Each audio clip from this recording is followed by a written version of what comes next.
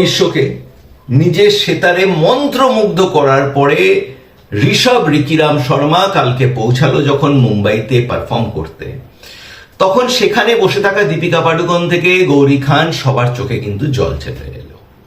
আর এটাই কিন্তু ঋষভের জিত, কারণ ঋষভ চাইছিল sitar for mental health campaign, এবং 2020 সাল থেকে ঠিক এই ক্যাম্পেইনটাই শুরু করে, যেটাকে আমরা আমাদের টেকনিক্যাল ভাষা বা মেডিকেল ভাষায় বলতে পারি মিউজিক থেরাপি। ঋষভ কি তাহলে এনআরআই? এই নিয়ে অনেকের কিছু কোশ্চিন থাকে। না, ঋষভ পুরোপুরি ভারতীয় ছেলে। Rishabh Ricky Ram Sharma, Ricky Ram family থেকে সে বিলং করে।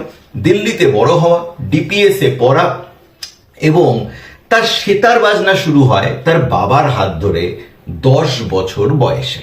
তার বাবা সঞ্জয় শর্মা ছিলেন একজন বিখ্যাত মিউজিশিয়ান, এবং তার সাথে তাদের রিকিরাম ফ্যামিলির একটা অ্যানসেস্টার বিজনেস ছিল সেতার বানানোর, এবং বড় বড় স্টারদের জন্য এই ফ্যামিলি সেতার বানিয়ে এসছে। সেখান থেকেই ইন্টারেস্ট শুরু, সেখান থেকেই ঋষভের বাজনা শুরু। এরপরে 17 বছর বয়সে ঋষভ চলে যায় ইউকেতে, সেখানে গিয়ে মিউজিক প্রোডাকশন এবং ইকোনমিক্সে সে গ্র্যাজুয়েট হয়, এবং সেই সময় থাকাকালীন পণ্ডিত রবিশঙ্করজি ঋষভের মেন্টর হয় কিছুদিনের জন্য।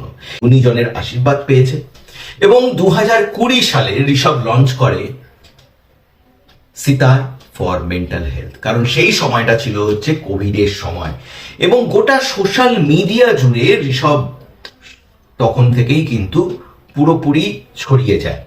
ইনস্টাগ্রাম, ফেসবুক, ইউটিউব সবখানে ঋষভের বিশাল বড় ফ্যান ফলোয়ার।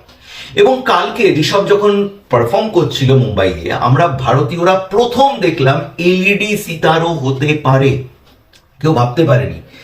তো জেন জি খালি কানেক্ট করে ঋষভের সাথে তা নয়, সমস্ত জেনারেশনের মানুষরাই কানেক্ট করে।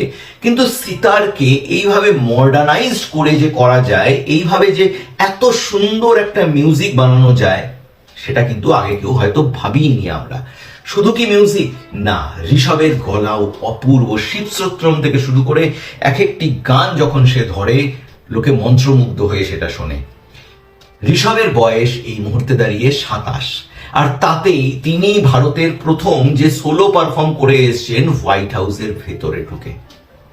আমরা জানি ঋষভের আরো অনেক কিছু দেওয়ার সামনে, কোন জায়গায় কি দেবে আমরা জানি না, কারণ ঋষভ শুধুমাত্র কিন্তু একটা নাম নয়। ঋষভ শর্মা যখন বাজনা বাজায়, যখন সেতারটা বাজায়, আমরা কিন্তু খালি ও সেতারটা দেখি না, বাজনাটা শুনি না, তার সাথে ঋষভকে আমরা মন্ত্রমুগ্ধ হয়ে দেখি।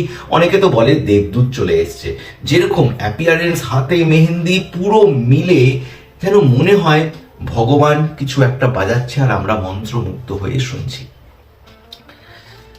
ঋষভের যদি আপনি ফ্যান হন, তাহলে ভিডিওটিকে লাইক করুন, সবার মধ্যে ছড়িয়ে দিন, আর ভারত মাতার এই সন্তানের জন্য রইল অনেক অনেক সেলুট। জয় হিন্দ, বন্দে মাতরম।